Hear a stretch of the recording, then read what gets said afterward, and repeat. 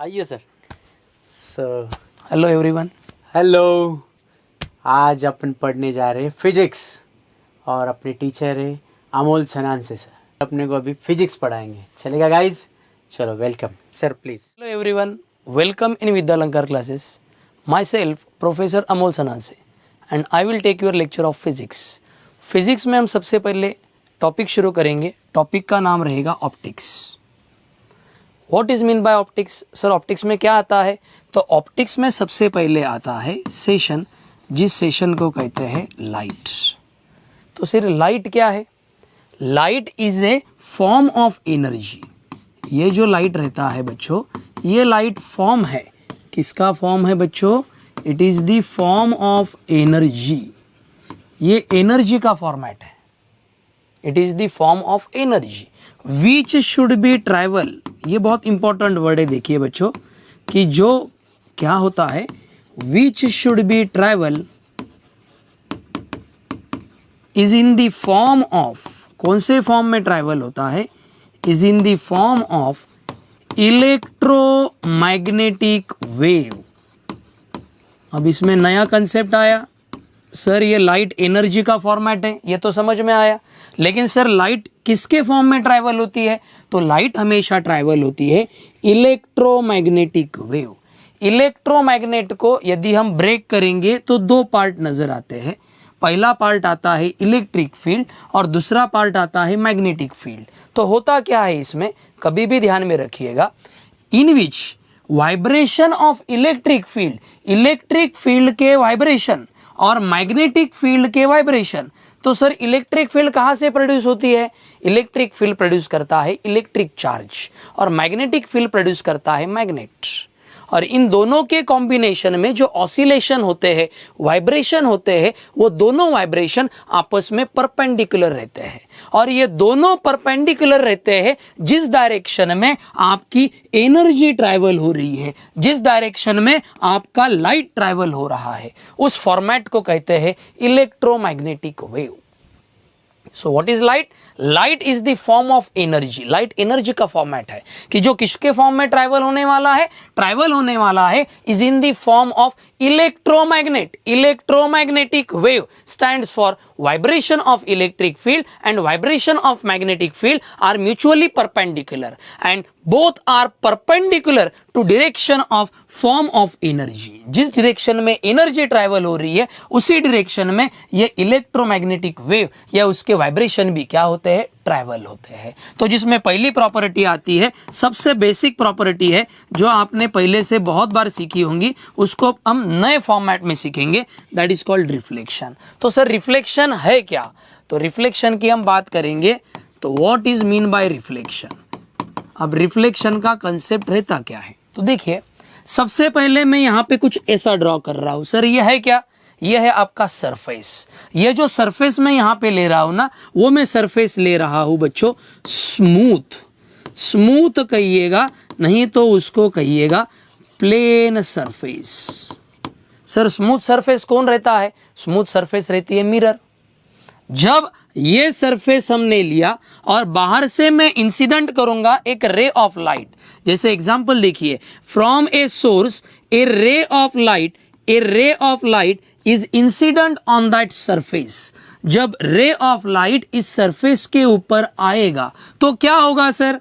ये तो आपका स्मूथ सरफेस है। So what should going to happen when a ray of light is incident on that surface? तो ध्यान में रखिए, when a ray of light is incident on smooth और plane surface, then it will goes back. तब अपना रे of light फिर से चला जाता है इन ए सेम मीडियम। जिस मीडियम से वो आ रहा था उसी मीडियम में वो फिर से जा रहा है। कब जा रहा है? जब वो आपका स्मूथ या प्लेन सरफेस पे आके इंसिडेंट हो रहा है। उस कंप्लीट फिनोमेना को हम नाम देते हैं रिफ्लेक्शन।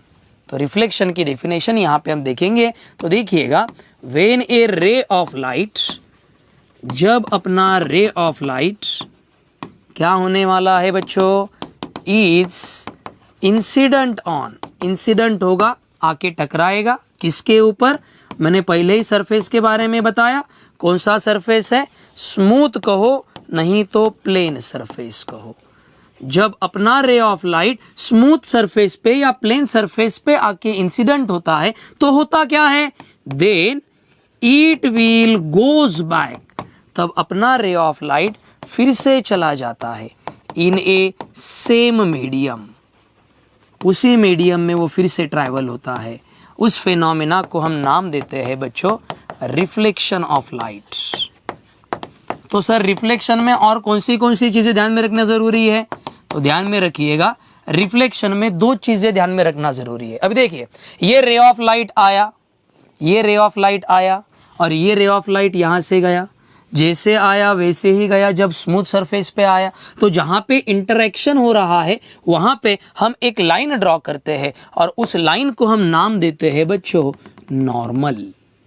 ध्यान में रखिएगा उस पार्ट को क्या कहते हैं, normal.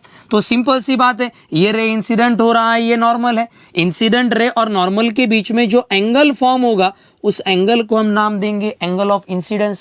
So what is angle of incidence, angle between incident ray with normal, that is called angle of incidence. Similarly reflected ray with normal is called angle of reflection. तो इसमें कौन सी चीजें ध्यान में रखना जरूरी है, कौन से रूल्स है, तो कभी भी रूल ध्यान में रखिए। दो रूल बहुत इंपॉर्टेंट है। पहला वाला रूल कौन सा है, देखिए ये इंसिडेंट रे है, ये रिफ्लेक्टेड रे है और ये नॉर्मल है।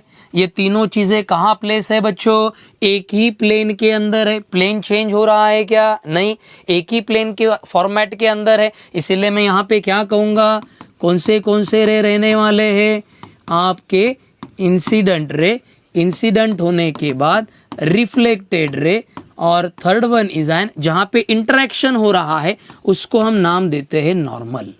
ये सभी कहाँ प्लेस रहते हैं, आर इन सेम प्लेन, एक ही प्लेन के अंदर रहते हैं। इसका प्लेन का फॉर्मेट कभी चेंज होता नहीं। तो ये पहला रूल है। सर दूसरा रूल कोई है क्या, अरे है ना, क्यों नहीं है।